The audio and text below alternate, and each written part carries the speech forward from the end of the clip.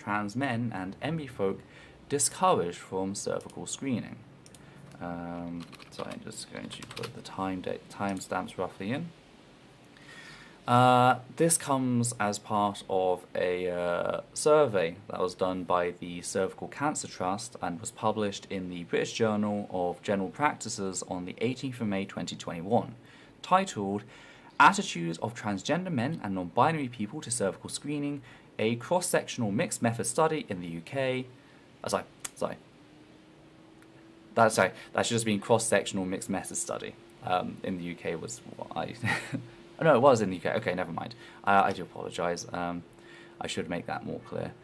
But yeah, so Cancer Trust got together, they performed a survey, and the results here, as with the Gallup poll, were very interesting.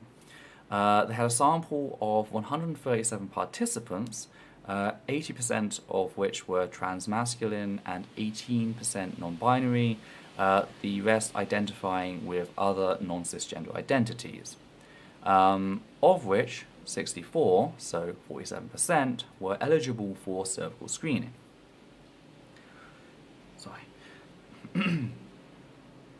Sorry, I'm a bit gassy at the moment. However, only 58% of those eligible have ever been screened for cervical cancer, whilst only 53% felt like they had sufficient information about cervical screening, a fact that was supported in how, quote, only 1/3 were aware that it was a test to detect HPV, end quote. Meanwhile, 18% thought that it was, quote, a test for sexually transmitted diseases, end quote.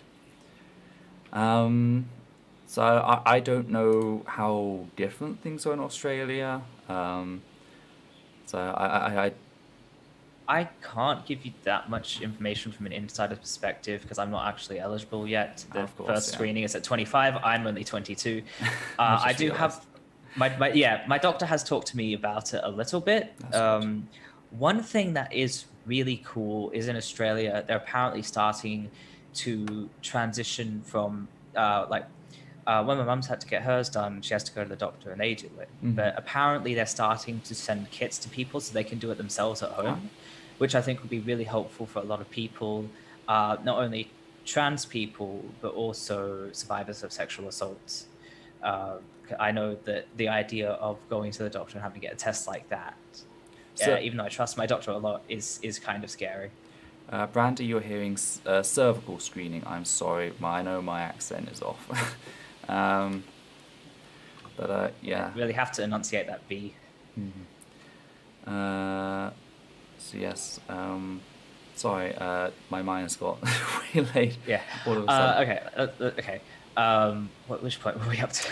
You were discussing that. Yes, it was going to be helpful to have home test kits. Although, I know you said you're not eligible right now, but they should still be supplying you with information to prepare you.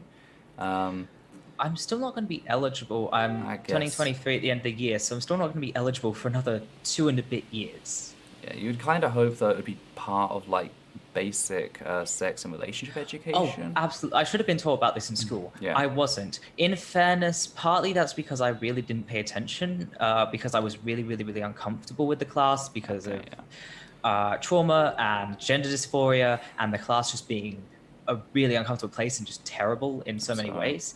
But yeah, I don't think they did teach us about that. They didn't really teach us that much. It's better than the stuff I hear about American sex education, but it's not that good. The UK one was trash when I was at school. I remember that because literally I wasn't out as trans, but I was out as bisexual at the time, and sadly, classes were gender segregated for SRE and also citizenship. And after they had citizenship, we had citizenship class. Yeah, after their class, I can't remember if it was I don't remember if it was SRE or if it was citizenship. A bunch of girls came from their class and told me that me being with my boyfriend was illegal, because I was over 16. Yes, I was just 16, and that it was illegal until I was 18. It's that's not been the law for 10 years. And they were still teaching that it was still the older ages for queer couples. So one sorry. Go on. One thing that was really rubbish about mine was, so I came out as non-binary in 2013, and I came out as a trans man in 2014. So that was year 9 and year 10 in school. And year 10 was a massive clusterfuck for me, because that's when I started to actually like talk to the school about social transition. Like, I'm serious about this. We need to change things. And like changes were made and stuff. And so I had kids coming to me at least twice a week, usually twice on a Monday for some reason. At least twice a week, I'd have a kid coming to me asking me, what the hell is going on? Why are all these things happening with you?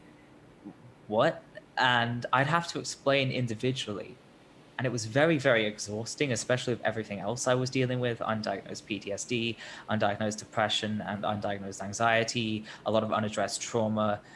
It was really exhausting. So when I heard that I was bisexual at the time, when I heard that we were doing a lesson on gender, I was really excited, because I was thinking, great, everyone's going to have this explained to them, and then I don't have to. And this will help a lot. And so we start the lesson, and I'm just like, oh, we're going to talk about trans people. And the teacher's just like, no, we're not going to do that. And I'm sitting there thinking, great, now I can work myself to the bone explaining my existence for another 6 months. Sorry. So yeah, schools are terrible. Cancel schools. But yes, I'm just trying to remember which point we were up to on the agenda, because there's still one point that I've got here in this point. Out of the 52 that responded to the question, if you have not attended cervical screening because of your gender identity, what are your reasons?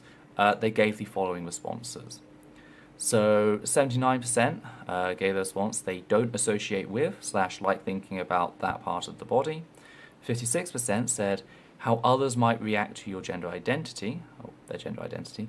54% responded with difficult questions. Another 54% responded to disclosure of gender identity. I should note that there can be overlap. They can have multiple reasons, if you're wondering why this doesn't add up here. This is complicated. Yeah. 4% noted triggering dysphoria. 4% noted risk of assault. 2% noted having to be an expert on my own health. Another 2% noted not wanting the examination by a cisgender healthcare professional. And 2% said being misgendered. Oh, sorry, and there's another 2% past bad attitudes to trans people. Sorry. So there, again, as with like the police situation, there was a lot of fear here in how 56% were like afraid of how others might react to their gender identity. 54% just didn't want to disclose their gender identity. But the report also goes on to add that, quote, 9 participants reported that they had been discouraged from attending cervical screening because of their gender identity, and 1 was turned away. Almost half, 30 out of 61, of participants above screening age reported that they chose not to attend cervical screening because of their gender identity, data not shown. So like that right there is absolutely horrific. You know, out of the 61 people eligible for screening, 9 were turned away. 1 in 6 people were turned away. Were discouraged. 1 was turned away. So, you know, it's scary that 1 person was turned away. That's just straight up being denied healthcare. Yeah, that kind of shows a duality in like the healthcare system. You can't take the experiences of cis people in the healthcare system and apply it to like, you know, trans people, because that's just absolutely horrific. Like the whole point about cervical screening is, you know, HPV, it can kill, you know. That's the whole reason everyone makes such a big deal out of it. So then to turn away someone who is trying to get a screening, you know, that just breaks every notion of what it is to be like a healthcare professional. Yeah, but like this person, for all we know, could have cervical cancer and not know it. It's unlikely if it's just the one person in this case, although it's a very small sample, so there are more out there. And like it lost my train of thought. I'm sorry. You don't play with other people's lives like that. Oh yeah, I remember what I was going to say now. Every single time there's something put out about whether it's cervical screenings or it's menstruation or anything like that, with inclusive language, which includes trans men and non-binary people, which acknowledges that not everyone who deals with these issues is a woman. And the transphobes, they cry about how women are being erased. And it's like, even if that were true, feeling erased, feeling like you're not being acknowledged as much anymore is not as bad as potentially having cancer and not being screened for it, as potentially having a disease and not being able to know you have it, as being denied healthcare. And to add to what you said, just in case anyone says, oh, that's just your opinion, I've actually got 2 quotes here from 2 of the respondents. The first one is, quote, most of the negative points of the experience came from the very women-focused design and language in the leaflet informing me about it, end quote. This is them discussing how dysphoria is cited as an issue. The other one stated that, quote, documents I have seen are very feminine and women/she/her centered, which would make me uncomfortable if I received them. So, this isn't just Levi saying, inclusive language, like, helps bring these people in. Like, other trans people also making this. What I was getting at was more, if the healthcare professionals don't realize that trans people exist, then they turn them away. But that is also very important. I was going to talk about this at some point, is that, I'm talking about the healthcare professionals need to know so they don't turn people away, because I think that would be a huge problem. Okay, that is also another point I have a quote with. Almost all, 130 out of 133 participants, felt that training for healthcare professionals would be useful and should include general LGBTQ plus awareness training, language/terminology training, and reports from those with lived experience of gender diversity. Data not shown, end quote. So yes, the majority agree with you that training and awareness is an important part of the battle. Okay, so I'll just kind of cover the 2 main things in my mind. But before I do this, full disclosure, I am very, very, very lucky to have a really good doctor who understands these things. And also in general, when I go to doctors, they're not too weird about things. I just kind of explain that I'm trans, explain which surgeries and stuff I have and what anatomy I have that's relevant, and they're just kind of on board. I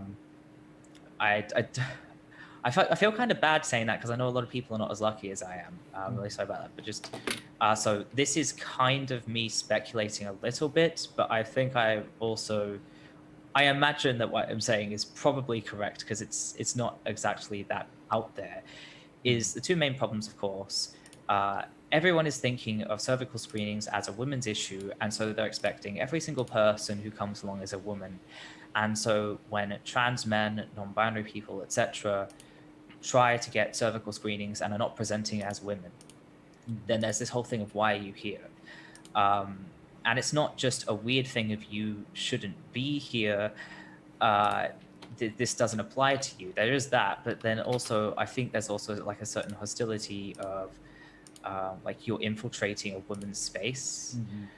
There would be issue. There's the one person who had the doctors try and convert them and tell them that their existence was wrong. It's just a huge mess of all kinds of hostility, because you're not a woman and you're in a women's space getting help for a women's issue. It's very toxic. But then also there's the dysphoria angle, and that I can speak on more from experience. When I was younger, I really was not keen on the idea of cervical screenings, because it's really difficult when you're, if your name is not legally recognized, if your pronouns are not respected, if your body is not the way that you feel it should be because you can't access hormone treatment, going and getting this screening for quote unquote female anatomy going getting this women's test, especially when it's very much presented as a women's thing, is really invalidating. And a lot of people, when your dysphoria is bad, they probably would rather risk having a disease than being invalidated in that way, even without experiencing this hostility and this violence. So I think those are the two main issues here. Speaking on the hostility, we have two other patients. One told them that, quote, I had met two health professionals who expressed strong moral objections to the existence of transgender people and refused to treat me and recommended religion as conversion treatment. I was scared I might encounter someone with a similar mindset who would use a screening as a chance to assault me, end quote. Then another one stated that, quote, it's been really difficult to get the nurse/GP to accept me as male, so I think going in and requesting a cervical smear would just take things 3 steps back and make things more difficult again, end quote. So like, there's even that sense that they're losing the process they've had to fight, like the progress they've had to fight for as well. It is really ridiculous logic, you know.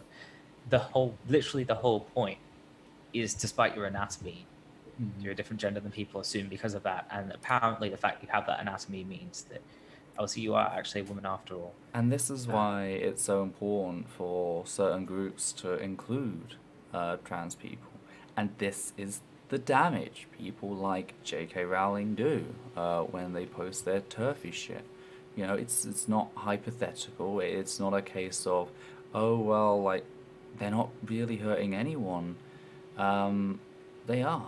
They're fighting to maintain this, and they're fighting to exclude, trans men and Enby folk from life-saving medical checkups. So do remind, when you see the TERFs on Twitter whining about how they're being erased because women are not the sole people who are acknowledged as having these issues, I'm not going to say remind them because they're trolls and it's just going to swarm your account, but like, do keep in mind, and if you do have if there are any people out there who maybe are acting in good faith, do remind them that this feeling of erasure and not being special anymore is being contrasted with not being able to be screened for potential cancer. I think that does help put things in perspective a little bit. I hope it does.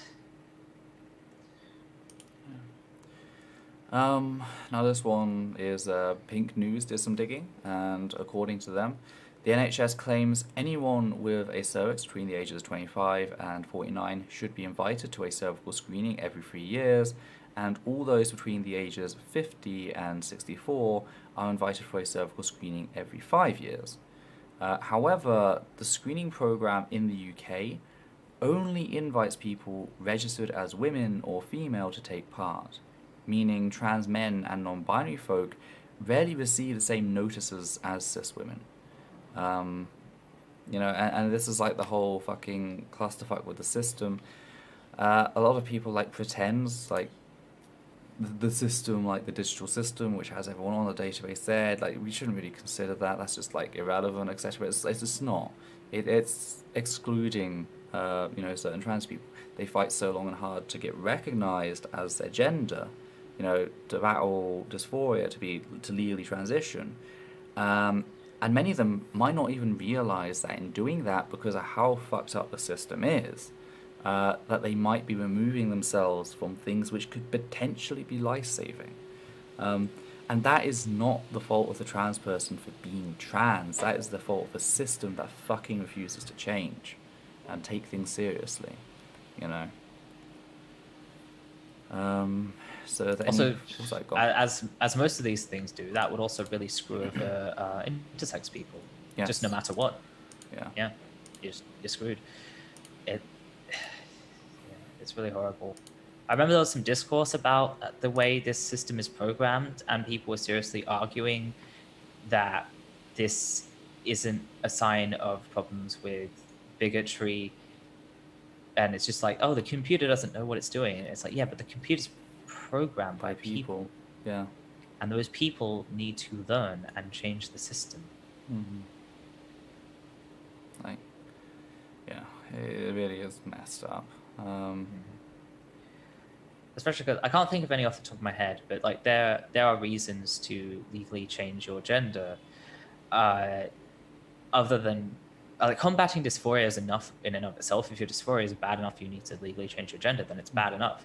There are also logistical reasons why you might need to do that. So it's like, do you want to be able to do this at the expense of your healthcare? Mm-hmm. Only recently have trans people been declared like all like non-binary and transitioning trans folk, have they been like legally ruled to be protected under the Equalities Act and stuff like that. So like before, people may transition thinking they had to transition in this way, like legally, I'm saying. Otherwise, they didn't get legal protections. So you know that there is that concern. So yeah. Also, come to think of it, one reason as well is just like so you don't get yelled at. When I was socially transitioning initially, I had a few situations, like I was still a kid as well. I had situations where people yelled at me because they thought they got the wrong person. Sorry. It was like it wasn't too bad. It's not like it was a screaming match or anything, but like getting really snippy with me, and it's just because they were expecting someone else, and I can't control what your records say.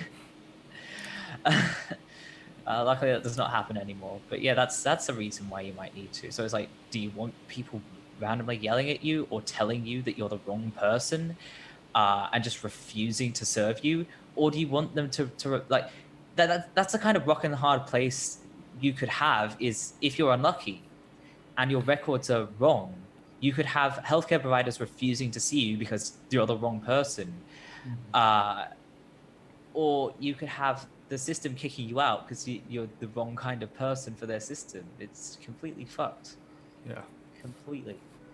And that's why it takes awareness, and that's why it takes inclusivity, and that's why it's important to fight the fucking transphobes on this.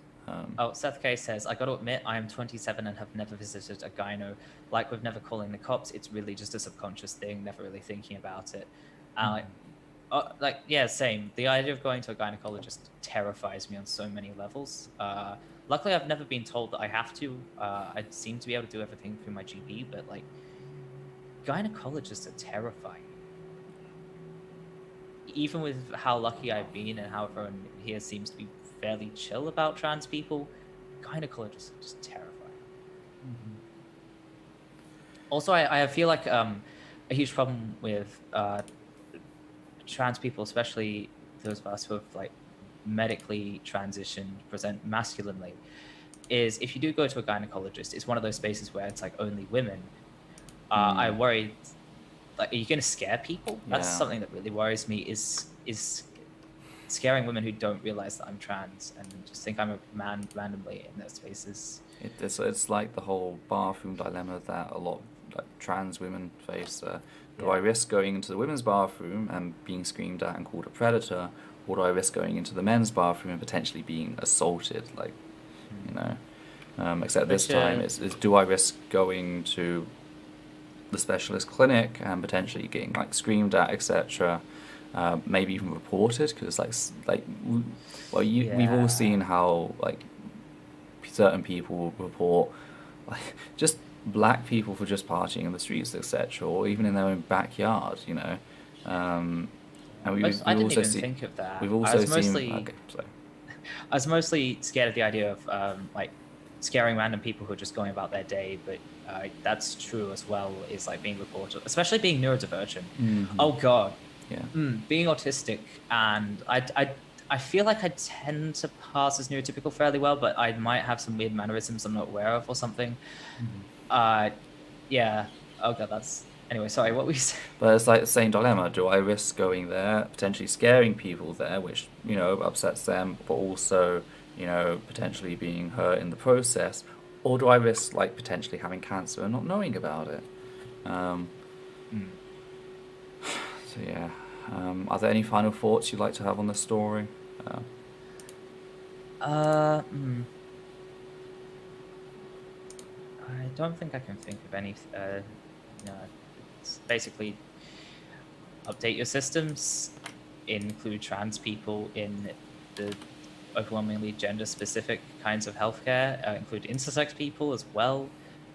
It's not as simple as this is a woman's healthcare issue, this is a man's healthcare issue. That's not how it works. That's not how biology works. That's not how gender works. That's not how anything works. Be inclusive. And when you hear people whining about erasure, remember that like actually having cancer is a thing that people on the other side of the issue are scared of. Mm-hmm. And that is not being addressed. Yeah.